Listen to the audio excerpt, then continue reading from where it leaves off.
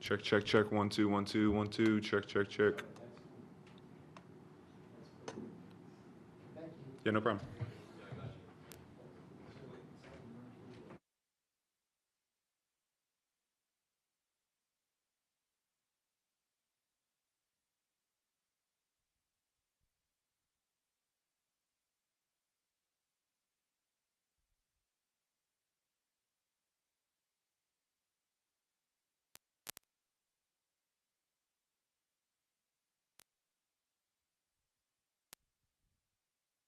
You should hear me now. You hear me? Bart? Yeah. Okay. Just leave that open for yourself. It's open. I'll leave it open until they get in. Pause the camera. You just so. You ever shoot on ISO, like auto ISO? No. Never? No, pause the camera. You can do it with these cameras, so maybe you should do it. Yeah. Larry does it sometimes. I just like to have complete control. Calvin's camera, he's got it on auto.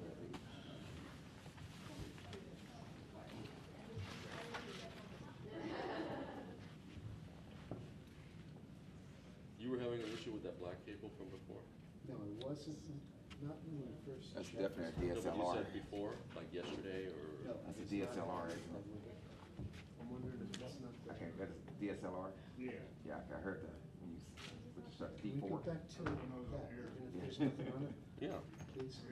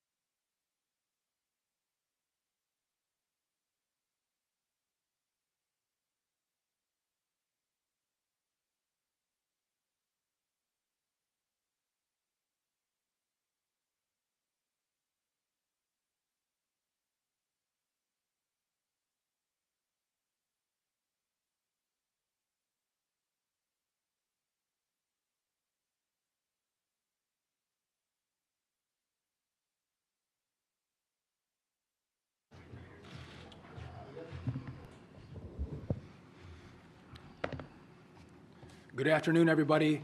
I'm here with the Deputy Administrator of the FAA, Chris Rushlow. We want to give you an update on what's been going on at the Newark Airport, what advancements have been made, the state of play as it exists right now. But before we do that, just as many of you have reported, we have an antiquated, an old air traffic control system, anywhere from 25, 35, 40 years old in some places.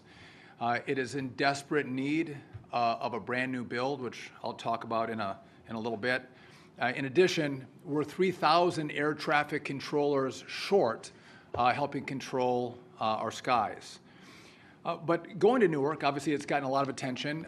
There's been a lot of disruption there. So I want to just give a brief history of what took place. On April 28th, there was a 30-second telecom outage. So we lost radar and we lost telecom.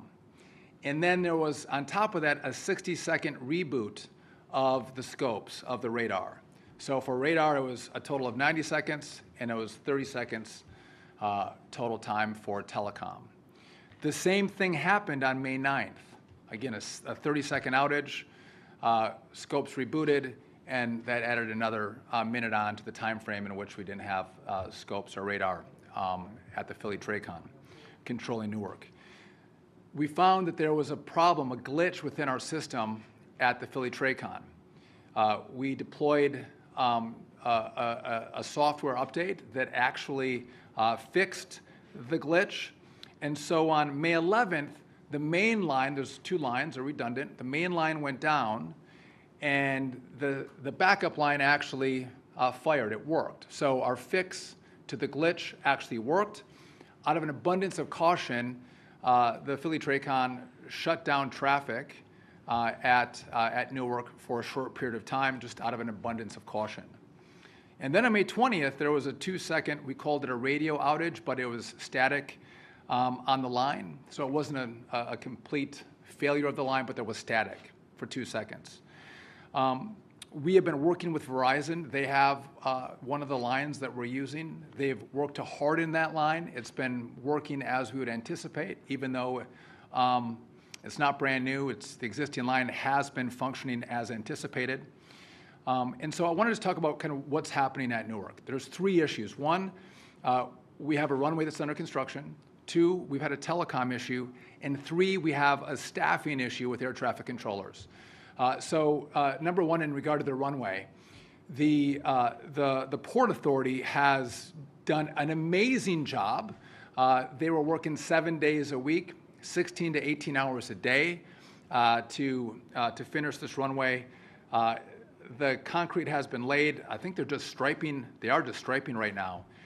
We have a target date of June 15th of bringing the runway online. I think if all goes well, we may be able to beat the June 15th date of bringing the runway online. In regard to telecom, so we've been at this for 30 days since the first outage.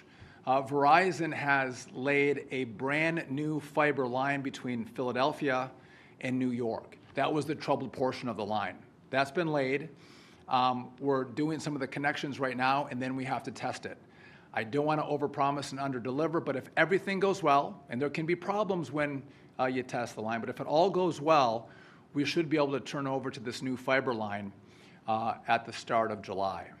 After that, we're going to work on the second line that goes from New York to Newark. We haven't had issues with that line, but one of the lines is still copper. We're going to put a new fiber line in. But the main issue, Philly to New York, the problem line, in 30 days, that fiber was laid, and we should be able to flip over to that in short order. I want to quickly talk about the staffing issues that we have. I'm going to probably give you too many numbers, but I'm going to do it anyway. So working the Philly TRACON, we have 27 people. Of the 27 people, 22 are certified controllers, and 5 are supervisors. So of the 22 certified controllers, 5 of them have taken trauma leave, and 1 of them is on a medical leave. So out of the 22, you take 6 away, we have 16 controllers working the Philly TRACON. However, in training right now, we have 16 controllers in training. Now, to be clear, these 16, they're not 16 that just came out of the academy. These were controllers that in other airspaces have been certified. They've moved to the Philly TRACON, and it takes them time to get certified on that airspace.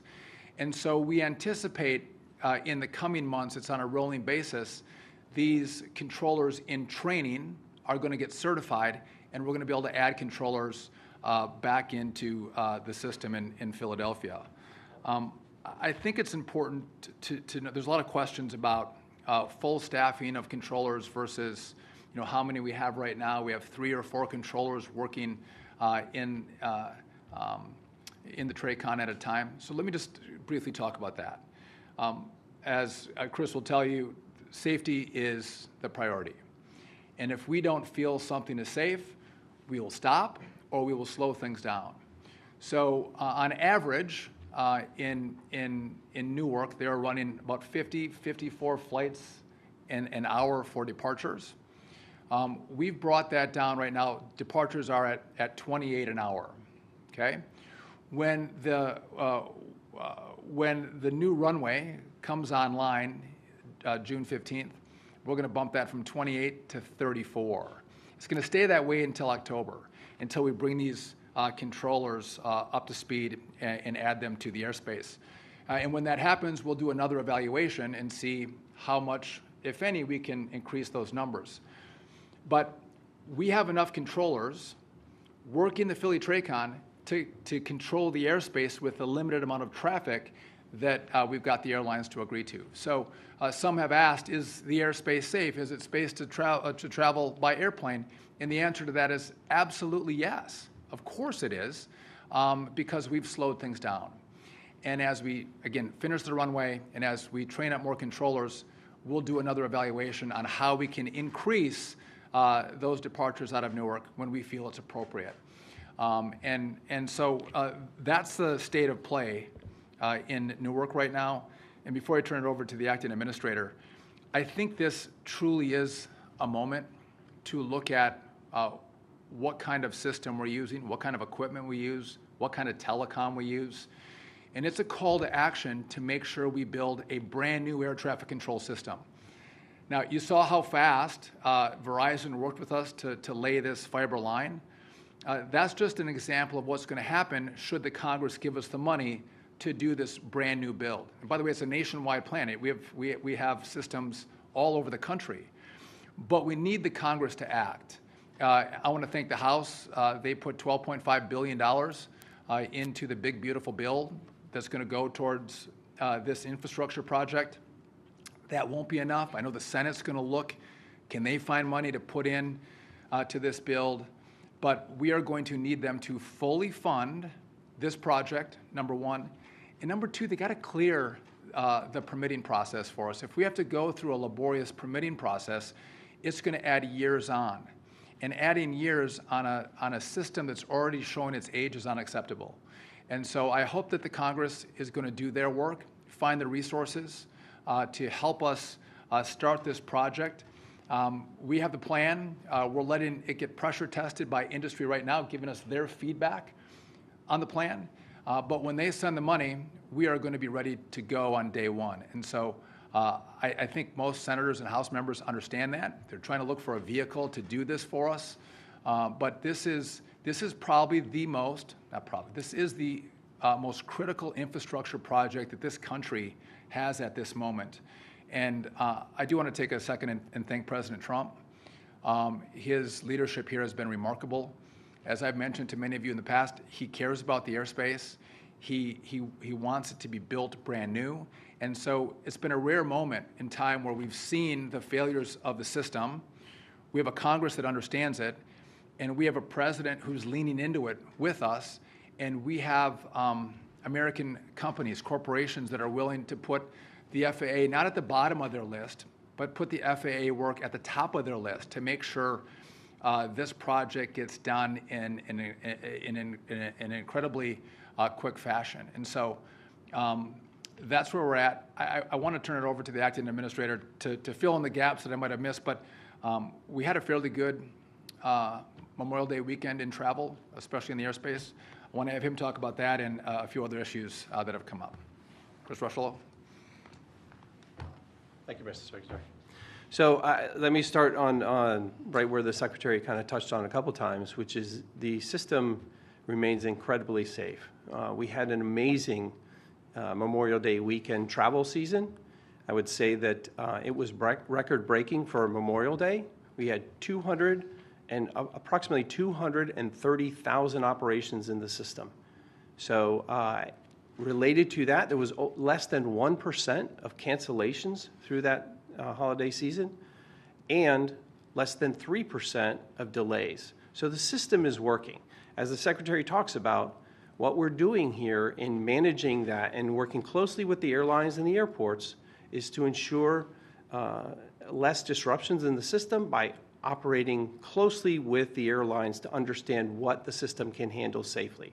So A lot of work goes into that in advance of the holiday, where we work with the airlines, we work with the airports to make sure that they're managing that traffic, that they're scheduling the proper amounts, and then working with our controllers, with our staff. And a special shout out to the controllers that worked that holiday weekend. They did a phenomenal job in making sure that delays and disruptions were minimized to the traveling public. So again, I think what's really important is we look through a record-breaking holiday season, as well as probably the third, I believe it's the third highest travel day we had this year, 2025. And we look at the reduction in cancellations and the reduction in the disruptions, the delays. We see really where the system is working as we talk about additional controllers and we manage air traffic as it relates to the weather and the like. So again, I would just close by saying that we will continue to work with the airlines, with the airports to make sure that as we manage traffic, we do so safely and efficiently throughout the system. The last thing I would mention as it relates directly to Newark is sincere appreciation goes to the airlines that work with us in the Delay Reduction Task Force to make sure that we could manage traffic at Newark this holiday weekend in such an efficient manner. So thank you. And I just want to take a moment and also thank the FAA and Administrator Rushlow. They have done a wonderful job standing up and working together to help us think through how we resolve these issues and how we develop a plan to actually make American airspace the best in the world with the most updated, greatest technology. And so with that, if you guys have any questions for us, we're happy to take them. Yes. I believe in the press conference a couple weeks ago, you had talked about the new fiber optic lines, and at the time, I think you were saying you were hoping those could be live by the end of May. Was there something that happened to delay that to July? So what happened was, again, we laid fiber from Philly, or Verizon did, from Philly to New York. That, if you think about laying fiber, that happened in record time. And so then on top of that, we want to make sure that it's tested. And so we're going to go through a laborious process on testing to make sure when we flip it over, we don't have any disruption. And so the FAA is going to use an abundance of caution, and I think that's appropriate, which is why we're going to go back to the end of June, early July, if all goes well. So it's the testing part of this. The lines are in, we're testing. Yeah. I've spoken to pilots who now are sort of having these lost communication issues top of mind, and they're sort of going back and dusting off the books on the procedures and the redundancies. How troubling is it to you that they're having to sort of go back to these old ways because of a air traffic control system that's frail? Well, I'll take the first crack at that. But again, I think they should dust up on all policies and procedures that keep their passengers and themselves safe in the air. And outages have happened, right? It's getting more attention right now, but the Philly TRACON for Newark had multiple outages last year. It's gotten more attention now, but again, I think it's appropriate that they do dust up. If there are outages, they need to know how to handle it. What are the procedures? What are the redundancies that they need to follow to make sure they stay safe? And again, this is a safe system and there's redundancies, but again, I'm concerned that we could have more of Newarks. And again, why it's so important that we actually begin this build with the money that Congress is going to send us.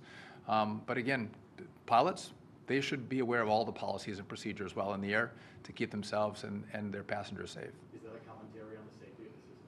What's that? Is that a commentary on the safety of the system? Well, I think it's a reality, right? We're dealing with the reality of Newark, the reality that the last administration moved the Newark airspace from N90 down to the Philly TRACON, and these lines were not built. They didn't use fiber, and now we're dealing with that today in real time. And so, yeah, we have to look at the real world around us and some of the issues that come up and make sure we are brushed up and ready to go should there be a brief outage. And again, there's a lot of redundancy and a lot of procedures that keep people safe should this happen, which is what happened the 2 times that the system went down for 30 seconds in Newark on the telecom front, at least. Yeah. You mentioned those outages last year. Air traffic controllers say they raised concerns about the stability of the system back then, and that the FAA did not take their concerns as seriously as it obviously is now. Do you know if that message got through to the FAA, and if so, why there wasn't more of a reaction back then? I'll turn it over to Chris. I'd just say we got here at the end of January, right? So I wasn't here and Chris wasn't there, so I don't know what was done at the previous FAA. But we almost in very short order after the DCA air crash, we started working on the plan that we rolled out a couple weeks ago, knowing that this complete build had to be done. And so I can't speak to the last administration. I don't know if you have any information on that or. I would just echo what the Secretary said. Clearly, something wasn't going right when we experienced these outages. Right now, part of this effort, part of this initiative is to ensure we're acting with decisiveness, right, with focus, to make sure the lines get in, to make sure those redundancies are put in, to make sure the controllers have the tools they need to make the system safe, to operate safely itself. So what happened in the past, we've focused on what we're dealing with right now to make sure that we continue to operate the system safely. And just I would note that the FENS contract, which in part is to build out the fiber telecom, that contract, so you all see what the system is right now with copper wires. That contract was not over the course of 1 year or 5 years. It was over the course of 15 years. The last administration signed a 15-year contract to upgrade the telecom. We need it now. It shows how there was not a focus on the true issues that the FAA was facing. And again, we now see it, and we are not going to pass the buck. We're actually going to fix it. We're going to do the work to make sure that we do have a state-of-the-art air traffic control system. But this should not be a surprise to anybody from the last administration. Watchdog groups have even told them multiple times, you have a real issue with your air traffic control system. Fix it. Outages in Newark. They probably should have hardened those lines, laid fiber before they moved the Newark airspace to Philly. Those things weren't done. But that's looking back. We're looking forward and talking about what's necessary to fix it. And again, I'm proud of the partnership from Verizon that they've laid that line as quickly as they have. The Port Authority working as hard as they have 7 days a week to make sure that runway is completed, not just on time, but I don't overpromise for them, but I think it's going to be done ahead of time. Really important. And so we're taking this challenge on full-heartedly, and again, we're going to do our part to deliver. We need Congress to do their part to help us deliver for the American people. I think you do. Yes. Either one of you can go.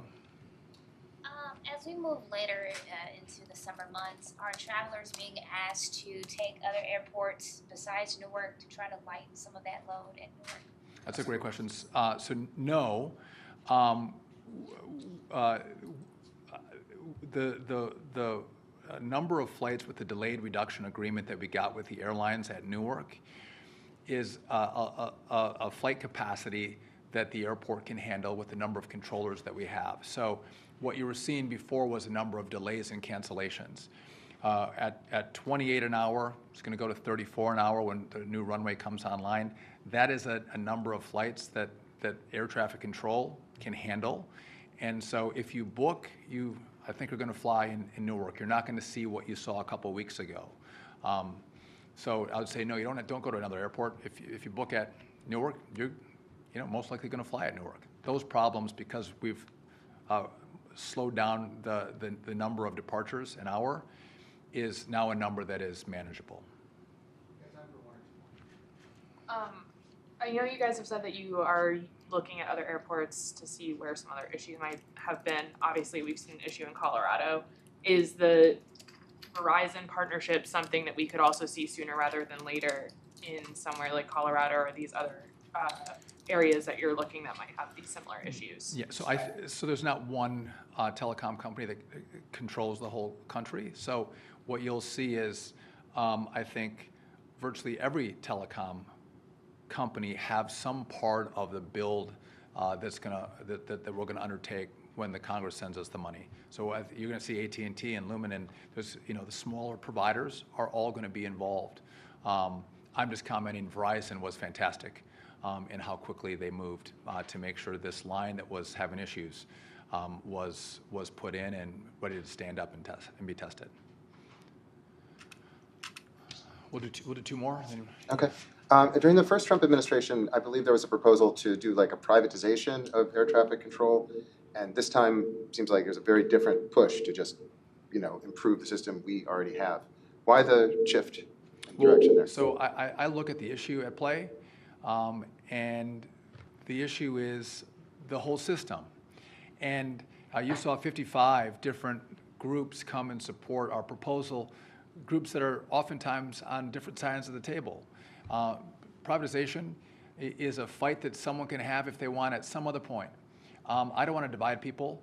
I think working for the American people is to say we are going to build an air traffic control system that truly is state-of-the-art, that is the best in the world, and to have a fight about privatization is just going to divide people, and what that'll actually do is make sure that we don't actually build a brand new air traffic control system. That's a guarantee that political fights will take a priority over the great infrastructure build that has to happen in this country. And so I'm not interested in political fights. I'm interested in doing what's right by way of the American people, the flying public, and that means keep everybody together, build this brand new system, make sure we can have more capacity in the airspace. By the way, you got to think about, we are going to have eVTOLs or drones, Ubers in the air. We're going to have drones in the airspace. So the airspace is going to become more complicated. And we need to build a system that can take on that complication, that additional use, and probably more flights in the airspace as well. What we have now, I don't think, can accommodate that. And so thinking over the horizon to the future, what we're going to build can accommodate far more uses of the airspace as this technology develops. Yeah. You guys are specific about what you want in a brand new ATC system, but I feel like I've still not heard a number for what you're asking from Congress. Do you have, is it 30 billion, is it 40 billion, do we know yet? So that's a good question, which I think you've asked me that before. And so I'm not giving a number. It's going to be tens of billions of dollars.